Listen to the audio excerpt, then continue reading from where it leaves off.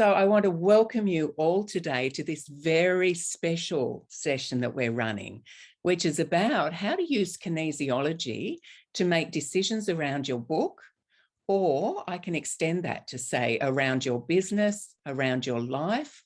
I've seen Sanara do some really amazing things with the client who introduced me to her. So Sanara, let's kick it off, and then you take it wherever you like, but I'll jump in with any questions or any points of clarification moving forward. Fantastic. Thanks, Jane. And hi, everybody. It's lovely to be here. I've seen a couple of your gatherings. I've seen the links that Jane has shared with me, and it's just wonderful to be here today. I'm really excited to share what I do and a little bit about kinesiology. Essentially, kinesiology is muscle testing to access information. So if you can imagine that the body is like the subconscious, and when you muscle test it, it gives you different information than what you're currently consciously aware of. So by way of selecting Jane as appropriate for my client, it tested that there was positive charge on her working with Jane. And when we say that it's appropriate, or the potential is, quite positive, or out of 100% it's positive, we don't actually know what appropriate is. So appropriate, let's look at a bigger perspective. So appropriate could be what's best for that person on their soul's journey. So if someone experiences challenges with that person, then that is actually appropriate.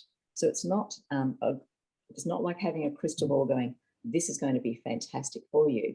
It's just saying that this is appropriate for you, and the potential of it is very positive. So in saying that, generally speaking, with the muscle testing, you can take the stress off any negative charge or any stress that is known or unknown, and it basically makes the journey an easier one. And that's what I'm all about. Beautiful. And before the call, you were talking about the connection with quantum physics and the fact that we're living in a field of information. Could you tell us a little bit more about that, or explain that to everybody here, because it just really made so much sense to me. Yes. Quantum physics is probably the leading edge of science at the moment. And essentially, that's my world. I work in it. We're all in it, but I work it. So essentially, quantum physics is currently saying that we're all primarily space. So within the physical body, they're saying we're about 99.9% space. And there's only such a small percentage of us that is physical. And if they were to condense the physical matter in the whole universe to the size of a green pea, that's about what it is. The rest is space, and in that space is information. So what I'm muscle testing is information, but on the micro level, because I'm speaking to a person's neurology, I'm muscle testing what's appropriate for their little pocket in the big field of energy. Yes, that's interesting. And when you say you're taking stress off something, how does that work? That connection of the body, our physical being and the information around it, how does that work? So to take the stress off something, what you're doing is you're asking the body, what is the most appropriate or the easiest or the most beneficial way to balance stress. So there might be a nutritional imbalance. There could be stress related to an abusive situation. There could be stress related to just your everyday stress. You might run on adrenaline the whole time and be in fight and flight mode. Whatever the stress is, the neurology will actually offer up, if you do this and this, then I can take care of the rest. So it's almost like, if you could imagine the brain is like a computer. So when you're muscle testing, you're actually asking the computer, of all of this information, what do I need to assist you with? And how can I help you from out here? So and it can be quite specific. And this leads me actually to share something personal from the last session that I had with you, which was quite a way back now. And I turn up with this, you call it a shopping list, just note down anything you want help with. Well, the thing that came to mind for me was that I was worried about my daughter. And as parents, I bet I'm not the only one who worries about something either concrete or imagined, frankly. But I was worrying about a thing about my daughter. And so I had shared with you a vague anecdote of what I understood had happened with her. And I said, I don't think she's ever gotten over that. And you asked me this question. Now, what is it that you've never gotten over? And without a moment's sort of then reflection on, hang about, this is not about me, because in fact it was about me. Isn't that a beautiful clarity to have? But that then got back to, what have you not got over? And that led to a number of things, such as an iron deficiency, which wasn't going to be addressed by eating meat, was going to be addressed by eating greens, in particular with lemon juice. And it was about looking at the question of not being wanted. Now, the logical part of my mind, if that was able to run the show as it normally does, no matter how much personal development work I've done on myself, if the logical part of the brain was busily trying to join all of those dots, I wouldn't have gotten nearly as far as I could have with that piece of absolute clarity about what mattered in that point of time, if I wasn't prepared to go with the process and let go of needing to align whatever it was I was learning in the moment with the story about myself that I had constructed diligently over decades. And that's just for me to wrap what you've just said around the reality of a person's situation, and a person who, when I came to you, I'd had some awareness of what had gone on for me very early in my life that had, in a sense, programmed me to believe certain things and to loop around a problem that I thought I needed to solve. Which is, I think, perhaps where you could jump in again and say what people arrive with is one thing. How you then work with that is quite something else. It is. It's amazing. I could have someone that would come in with all sorts of different issues that they're dealing with. They might have pain in their body. They may have sleep issues. They might have difficulty with a person in their life. Whatever their situation is, it's brought them to a point where they want change or relief. So in that, I'm then asking their neurology, what's the most appropriate way to balance this? And it will pull in whatever pieces of the puzzle are known or unknown. And what's really interesting is that I've studied several streams of kinesiology. So I think there are about 30 at the moment. I've studied 6 of them. And there's only one that I've studied that tests for suppression after each correction. So if you've got an issue and you balance that issue with a correction, it could be anything. It could be drinking water. It could be talking about something. It could be sniffing some oil. It could be anything that's going to help the brain to make its change. But then then I check for suppression. So this is any blocks or sabotage patterns that would prevent that correction from actually being able to be utilized by the brain to make the changes it needs to.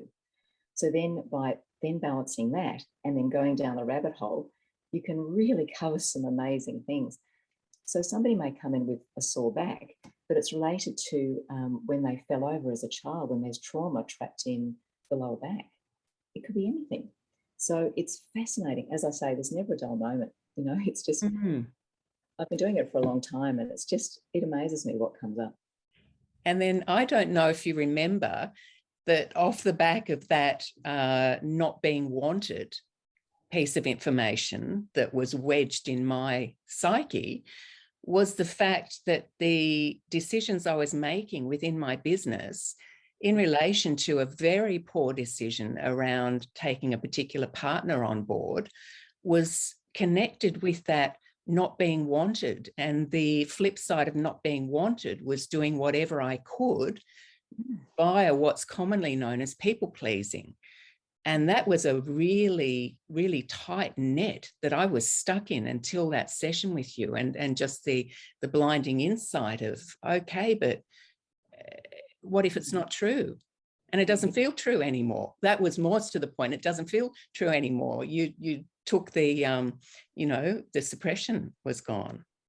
Amazing.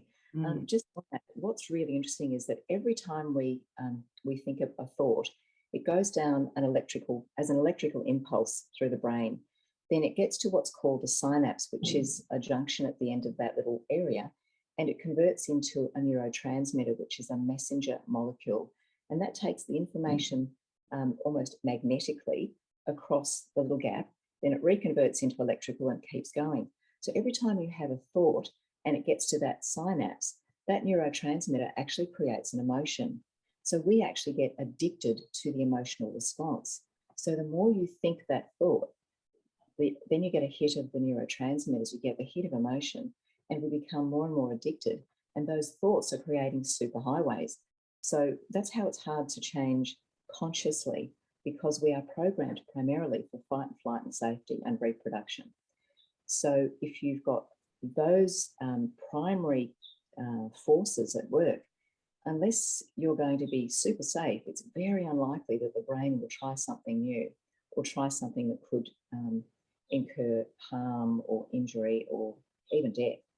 So it's incredible when you start unraveling all of those pathways, then all of a sudden you've got new neurological options. You can actually think of new things or go down new pathways. You're not stuck in that old rut.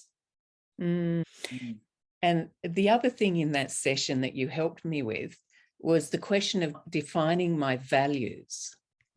Will you talk more about values? I think this is a very important piece of the puzzle. And in my case, it was in the context of making decisions that were in my best interests. Interesting. I actually learned this when I studied NLP, which is short for neuro-linguistic programming. Many of you may be familiar with it. And essentially the words that we use reflect our belief systems.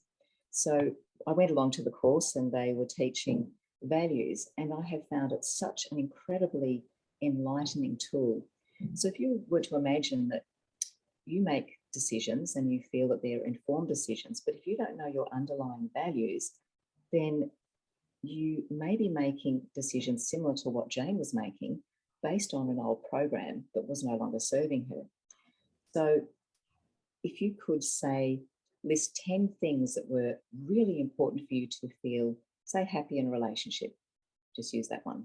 So they might say, oh, well, I have to be physically attracted to the person. I have to have similar lifestyle.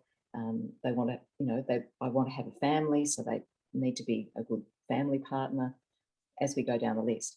So then you get the 10 things, and then I ask the client to put those 10 things in order of importance at a conscious level. And when you think, is the first one more important than the second, the third, the fourth, fifth, sixth, seventh, as you go down, really thinking about what's important to you and having those on a piece of paper, then you can expand on what that would look like. And then you are really clear about what it is.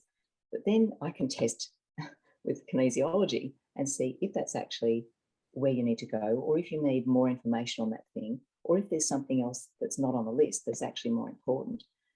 So by doing that, you're sort of scooting around all of the conscious programming, but you're giving the person an opportunity to think really carefully and really focus on each of those things that are important, but then putting them in some order. So for instance, if somebody came to me and they were wanting to find their most fantastic partner, but they weren't clear on their values. So maybe we had 10 things down there, they put them all in order, we muscle tested, that's all fantastic. Then I would suggest to them that if they memorize their top 5, after putting all of this thought in and expanding all of those things out so they knew what they would look like in a situation, then when somebody came along, they could ask really lovely questions, not like, right now, do you like this? Or, but if you could ask them questions along the lines of, and so what do you do for a job? Okay, and so do you come from a large family? And do you like large families? Is that a thing for you? really just how you can then go forward and asking really pertinent questions so that you could make a much more informed choice of whether that person would be appropriate for them in a relationship. Hmm. Yeah. Yes. Now, another really memorable moment for me was when I was invited to come to the first session that my client organised with you to specifically focus on the book. And among other things, during that session, you had the feeling that it was time to reach behind you and pull a book off the shelf. And I remember that the book you pulled off the shelf was Masaru Emoto's water crystals. How does that work? So we'll have to go back to the quantum field for that. Mm-hmm. So basically, that's a whole bookshelf of lots of information. And I would muscle test, is the information in the room? Yes or no? So it's in the room. Say it's testing what's in the room. Is it on the bookshelf? Yes. Which cell? You can see they're all in squares. Which numbered cell? Fifth one along the top, third book from the left, page 69, line 7. So then I go to those particular coordinates and might read something out of the book, and the client goes, oh, Sonara, I forgot to tell you about that. So it's sort of a bit magical. I really don't have all the answers. All I can say is that it works, and I do what works, because my whole thing is I don't choose to be limited by anything I've learned, anything I've heard. And to be a good kinesiologist, you need to be able to have no mind, which is possibly what the yogis would try to develop in their ashrams or their temples, where you can still the mind and there's just nothing in there. So you can be as clear as to what's coming through without any attachment or influence on what's testing. Mm. And the muscle testing was as precise in the last session that we had as to say that no, an image of you on the cover isn't feeling like the right thing to do. And the images that you will put in the book will be in chapter 9, and there will be one image for each of the sections that you're writing about in chapter 9. Now, not only did that take a lot of pressure off the client in terms of trying to make those decisions of what do I put on the cover and feeling obliged in a sense to put a picture of herself on the cover and wanting to have these other pictures throughout the book and finding that, no, that wasn't the way that the book was meant to be. It was a great relief for her, a great degree of certainty to be able to move forward with, and just quite an incredible result from my point of view to sit there and know how long people agonize over questions like that. I'll just explain a little bit about how that works. So whenever you're muscle testing, it's always contextual. So if I have something in context, then whatever I'm testing is relative to that information. So it's really important what the context is. So if I put everybody that is ever going to read the book in circuit, if I'm going to put the client who wrote the book in circuit, it's about what's the most appropriate way for her to get her message across, or what's going to be the most impactful or the most pleasurable for the people that will read the book. So they're the types of contexts that are in there, so that the muscle testing response is relative to those pieces of information. So it's very contextual. So I'll just give you an example. If somebody came to me and tested there was stress on bananas, but perhaps, I'll just rephrase that, perhaps they wanted me to check bananas. So bananas were fine, but if I changed the context to banana pie, oh, that's right, Sonara, I got into big trouble when I ate my auntie's banana pie before it was cool. So it's always relative to the person's experience and what's most appropriate for them at that point in time. Does that sort of make it a bit clearer? It really does. It really does. Look, I think what would be great now is if people could see this playing out in real time. And Sonara's been very generous and agreed to help one of my authors, Gina, who is on the call today, with decisions around the title for her book. Hi, Jane. Hi, Sonara. I resonated with everything you've been saying. Amazing, amazing. I really do want to come and see you. I am ready. I'm actually on a retreat, believe it or not. I just took myself out of Sydney. I needed to do that. My head was... So, yeah, I'm in a beautiful room at the moment. But I'm ready. Yes. How do we do this? How do we start? Okay, well, I'll just basically do a mini session for you, and I'm going to put you in circuit. So I'm already here with my books. And when Jane originally asked me whether it was appropriate, I was actually surprised that it tested up. And I thought, well, whatever tests, I'm happy with that. So the questions that I had were all around your target market and what you wanted to achieve by the title, because titles have different, purposes. So what was your purpose of creating or having the title? What's your... Okay, so it's been a really difficult one, as Jane knows, and I've changed it several times. And what I realised while I was writing this book, I actually started to shift a lot. And I think I was getting some therapy from writing my own book because of my journey. So it's been a wonderful experience in that respect. But the title, I thought it has to, I guess, resonate with, deep down with what I want to do with this book. And honestly, when I started writing this book, I didn't know what I wanted to do with it. I am a lot clearer now, and it's definitely... I don't want to... what's the word? I don't want to discourage men from reading it. I think I'm hoping men will read it, because it's definitely not a book against men or anything like that. It's the reason it's getting clearer for me. It's about every woman and young girl deserves the opportunity to create and build their own future, just like I had to. I found myself in a situation where there was no knight in shining armor coming for me. I had 3 daughters under the age of 11. I left a very destructive, violent marriage and realised very quickly the values that I was brought up with in my family weren't adding up. And I had to be the person holding the mantle, so to speak, and provide for 3 daughters. And just so that whole system, that whole patriarchal system that I've constantly came up against. It is a book about, building resilience from, I guess, from pain and adversity, into showing women and young women that no matter what your past is, no matter what you've done, what's happened to you, no matter what your current circumstances are, that you can build a future that you deserve. Future you deserve.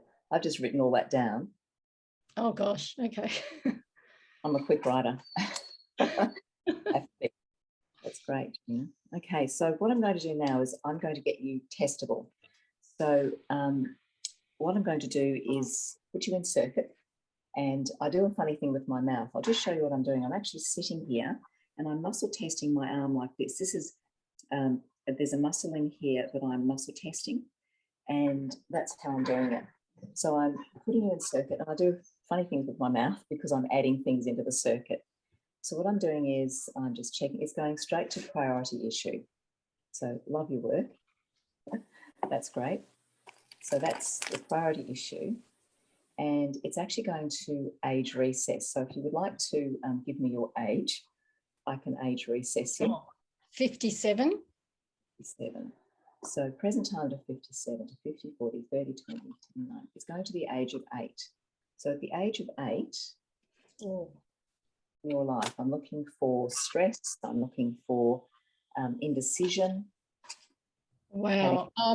Wow. That just brought up a bit of a gulp in my throat. I was just saying to somebody here that at the age of 8, I was going to bed at night time, just in my own world, in a dream, just dreaming of my future. Because again, I was actually, in a very violent, destructive household where, my parents were constantly arguing, hurting each other, lots of, it was quite a violent situation. So I'd go to bed, I remember exactly at the age of 8, going into a dream world and imagining my own future. Interesting, because that's really, when you were talking about your book, that's really what the message that you're trying to portray, is that women and girls can dream and create their own futures. Okay, so I'm just going to muscle test and see what part of what you've just said is appropriate for me to use, but it's telling me there's something else as well. So I'm just going to go there. So could I ask what you used to dream about? What was the dream? Did you have a recurring vision? Did you have something that you was it like a happy, safe space, or was it, what was it for you? It was always about being a successful business person. Wow, okay. I always wanted to be I saw myself as a lawyer, being the best lawyer, fighting for people and living in one of the biggest cities in the world. I don't know, I didn't know about New York, but I just knew I wanted to be in New York. That never happened, mind you. I've muscle tested a whole heap of things as you were talking. Could you just talk to me about being independent, and if being independent is something that has been a theme of your life, because that's what's testing. Oh, yeah. Yes, very much so. Yeah, look, I have been independent. After I left my husband of 13 years marriage, 10 years later, I got into another serious relationship for 5 years. But ever since then, I've just been on my own. Not that I've never dated anybody in between, but just I am very independent. Yeah. Okay. So I'm just going to muscle test what it is about that I need. You're asking me to make that a context. So we've got the priority issue is at the age of 8, that weaving of information. And then we've got to the context is about being independent. I'll speak out loud while I'm testing so that everyone can understand what the process is. I'm very fast at this, so I'm sorry if I mumble. So information circuit correction, universal context. So it wants another context. So I'm now looking for another piece of the puzzle. So I'm looking for another context. So the next piece of information I get is the new context relating to independent and the priority issue of I used to dream when I was 8. So it's going to some notes that I actually wrote to Jane in an email before this session. Okay. Okay then, and it's going to these words. Every time that happens, we get a hit of emotion, and emotions are addictive. This is why it can be so difficult to consciously change habits, behaviours, and the choices we make. As the more we have that thought, the more like a superhighway that pathway becomes, and the more addicted we become to the emotion. So that sentence is the next. So it's basically you're addicted to a particular emotional response from continually thinking a pattern of thoughts. So I'm just going to précis that. I'm just going to put hit of emotion. And I'll put paragraphs just because I'm writing everything down, because at the end of it, I test to see if it's all going to hold strong or something else I need to do about it. So sorry, I just tested again. I need another context. And this is now I need to put in as a context the percentage of energy you currently have as resisting change. So this is your resistance to changing. Now, changing is tough for a lot of people. So let's just ask what it is. So what is the current percentage of resistance to change for Gina? 83% resistance. That's quite high. Wow. So you've got quite a high resistance to changing the emotional addictions you have around independence. Then it's going to be difficult for you to make change. So information circuit correct. So now it's testing to do a correction. So I'm going to ask, out of all of the things that I've got in books and everything I've learned, anything in the room, anything that's anywhere, what's a correction? It's something from you, Gina. Okay, so I'm just going to now muscle test a whole lot of things. I'm quicker in my brain. So this is something to do with friendships. So I'll just test around that. So it's something that you find that you don't have enough of, or you want in friendships that you don't get. What is it that you don't get in friendships?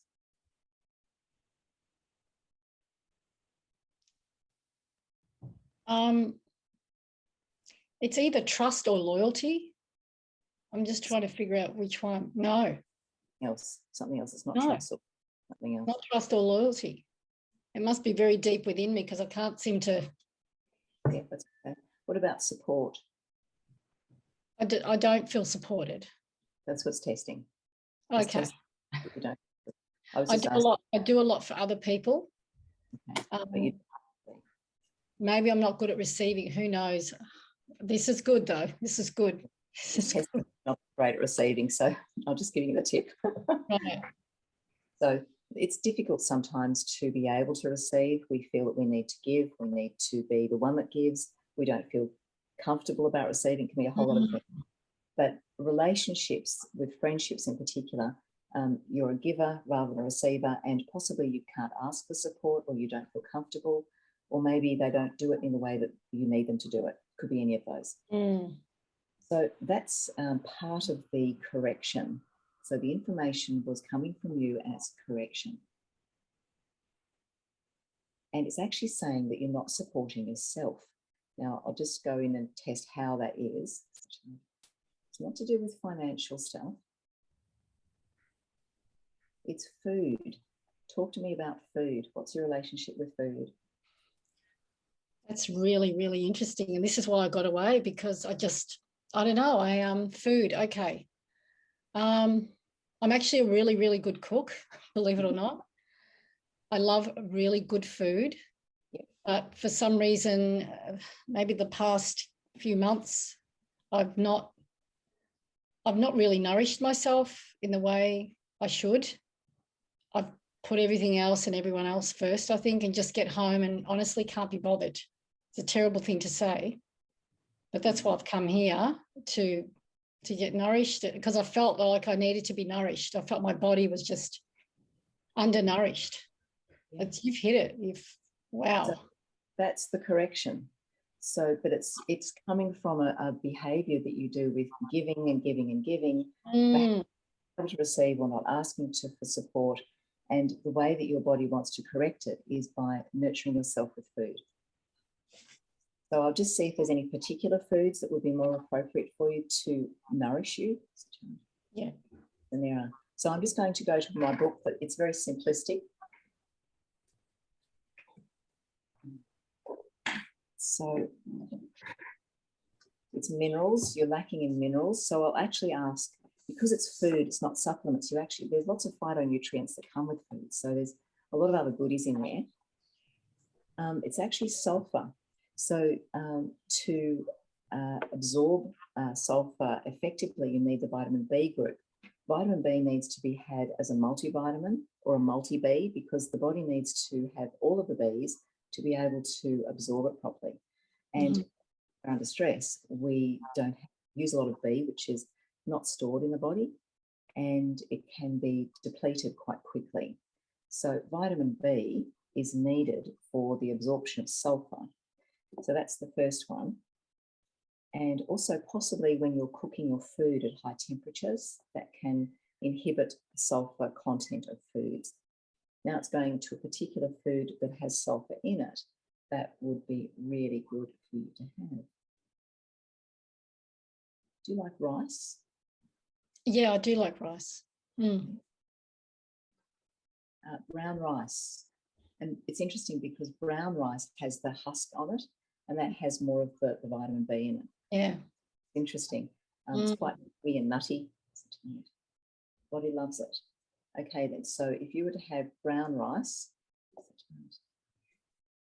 4 times a week, that would support you with the brown rice, and that would help with the vitamin B and the sulfur.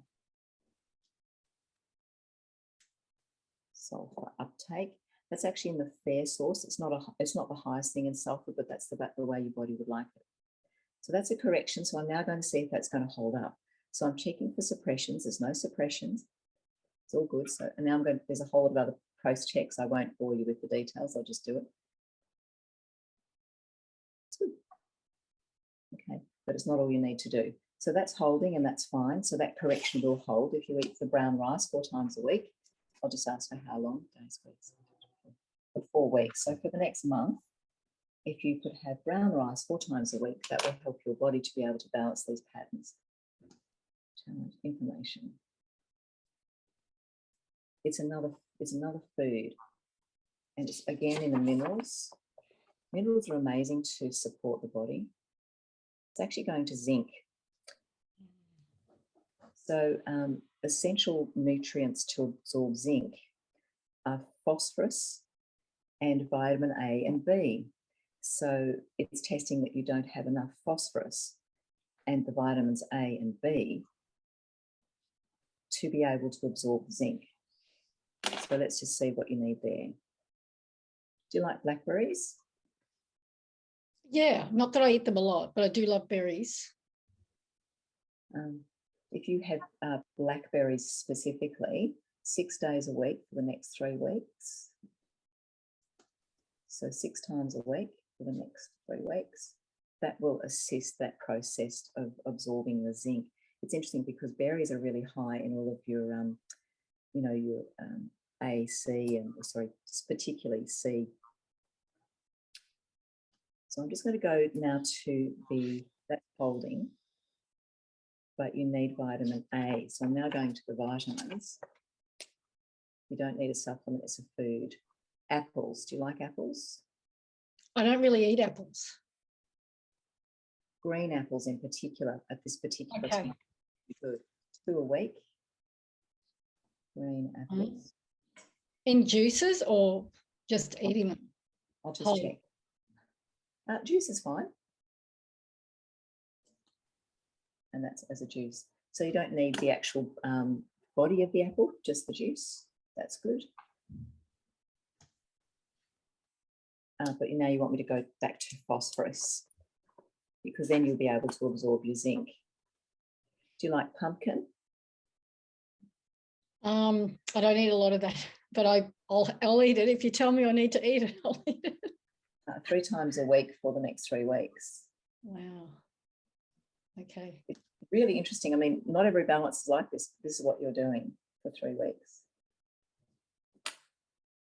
That's all good. That'll hold now. And now the zinc will be fine. Okay. Zinc is really important for your immune system, especially at this time. So one of the really important things to take or to have in your diet.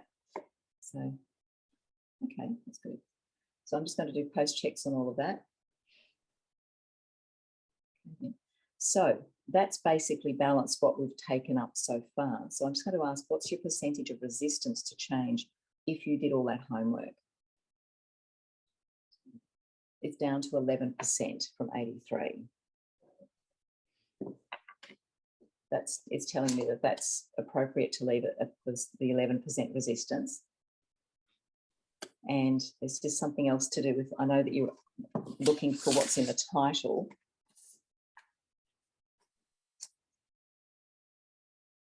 The target market. Could you just tell me about the target market that you're looking for? So it's women, girls that you're wanting to empower to follow their dreams and to know they can do it, in short? Yeah. Yes. But men as well. You'd like men to read it? Yeah. Mm-hmm. It's actually testing that your real focus is women. That's what it's testing. Okay. Okay. It's also testing that you actually don't really mind the age of the female that reads it. You just want to help women. Yeah. Just across the board. You just want to help them get out of that cycle, if you like, or that pattern of historical pattern, if you like. Information.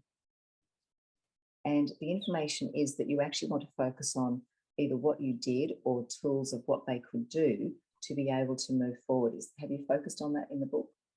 Yes. Great, because that's really... There's a lot of mindset, mindset and a lot of... There's actually 99% positive charge on the book. You've done a really good job. It's great. Nice. Did you hear that, Jane? I did. I'm almost breaking my face with a smile when I heard that, because you've worked really hard, Gina, to get this all happening. Yeah, that's really good. and you'll have about an 82% strike rate of assisting women, which is pretty good. If you're writing a book and you want to make a difference, 82%, that's really high. Well done. Wow. Okay, there's the time. That's funny. It's actually testing that the title doesn't matter. Oh. Okay. It's a challenge. Something else. It's when you launch it, that's really important. When I launch, that's really pivotal. So when are you going to launch? Can we go? I'll ask Jane. Any idea when that will happen, Jane? My mind's saying March. I think so too. I think by the time I get everything organised, I've still got to do the cover, the back cover, the front cover, a few tweaks here and there. Why do you think March, Jane? I don't know. And then I was asking myself that, and I'm thinking, when is International Women's Day? That's in March. I thought it was in March. Oh, Jane, that is but perfect. I think Sanara's coming up with later. June. Well, it's testing with what I've got in circuit. It's testing that June is more appropriate. Don't know why, but anyway. But I'm just testing potentials. It's you have free will on everything. That's really important. I've double checked it, so it's your choice. That's all good. So the title. It's a title that needs to appeal to women. If you want to be, careful with the title, it's something that appeals to women. So what would appeal to women who you would like to empower to be able to create their dreams? Oh, do you want me to tell you the title of the book? Oh, I've actually got two of them. Or Sorry? It's Not a Man's World. It's not a man's world because every woman deserves the opportunity to create their own future. That could be a very long subtitle, but it's not a man's world because every woman deserves to create their own future. It's just testing that there's something else that's more appropriate. So it's about you wanting to excite and inspire and empower them to create what they dream they can. Yes. There's something from your past that is something that you could utilize as a basis for the title. There's something that you would have wanted or you would have really loved when you were in it, you were in that environment. What would have spoken to you from a book cover? Are we talking about a certain age group, Sanara? Go to the time when you were with your abusive husband.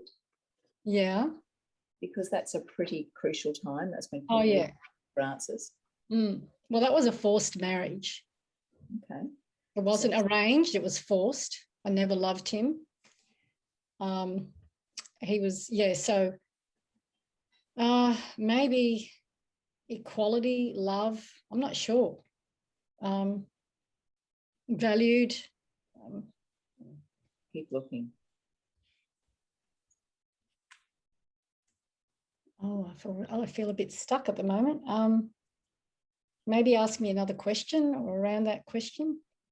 It's testing that you actually need to think about it, because if you were a woman in that situation and you can take yourself back into that time, what would have spoken to you from a book cover that would have just gone, yes, you've got my answer? What would have that been? I'm thinking of two words, but one is very strong: freedom. Perfect. Yeah, free to be me, free to do, free to be me, free to be me.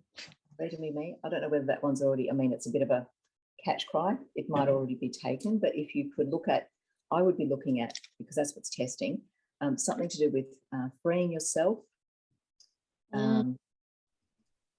something along those lines. Okay. So that's basically what I can do for you with that mini time, because I'm sure that everyone's bored. All about you. So June is appropriate. Basically, that looks good. Freeing oneself to live your dream. That sounds fantastic. Who came up with that one? What was that? Feeling oneself to live your dream. Wow. I'll write that down. Whoever that was, thank you. Freeing oneself to live your dream. So basically, that's all holding. And that's where I've been able to take you in the mini session. Sanara, thank you so much. That was more than amazing. I don't know how to put that in words. You're amazing. You are incredible. You've got an incredible gift, and thank you. Thank you so much. That's what your body was able to tell me. Now I'll just disconnect from you. So just go forth with gusto. And if you like, Jane, I'll email you this homework and you can forward it on to Gina. Yes. And look, would you like to say for the record, because when people are watching this recording, where they can find you, your website and such? It's narachandlerkinesiologist.com. That's my website. And there's a lot of information on there about how kinesiology works, my own journey, how I got to kinesiology, lots of different things, testimonials, that sort of thing, types of things that are used for corrections. And I even describe a little bit about the surrogate muscle testing that I can do for other people. I'll just let people know about this. Yes, say that's right. Yeah, say a little bit more about that. I had a lady come to me, because we remember stories. This woman came to me and she said, I have a child at home who every time she gets in the car, she vomits and she won't leave the house. I can't get her to go to school. So the child was about 1 kilometre away in her home. The mother came to me because it tested that I could do what I needed to do with the mother or through the mother's body. So the mother lay on the table and I was muscle testing her body. And I'd asked her about the child's health and she said, I've been to every specialist that I can imagine. Nobody can find anything wrong with her. Anyway, I'm using her mother's body as a surrogate, and about halfway through the session, it tested up car accident. So the mother sat bolt upright on the table, burst into tears, and she said, oh, I can't believe I've forgotten. They were overseas. They were travelling at an enormously fast speed on the Autobahn, and they had an accident. The child was 18 months old. She said, I sat up all night with that child screaming and I couldn't calm her down. Anyway, she went home. The child was fine. She's now going to school, or she's grown up now. But with that one session, it really helped. In fact, it tested up that she needed another session in 3 months. In about 3 months and about 2 weeks, the mother rang me again and she said, oh, something's happening again.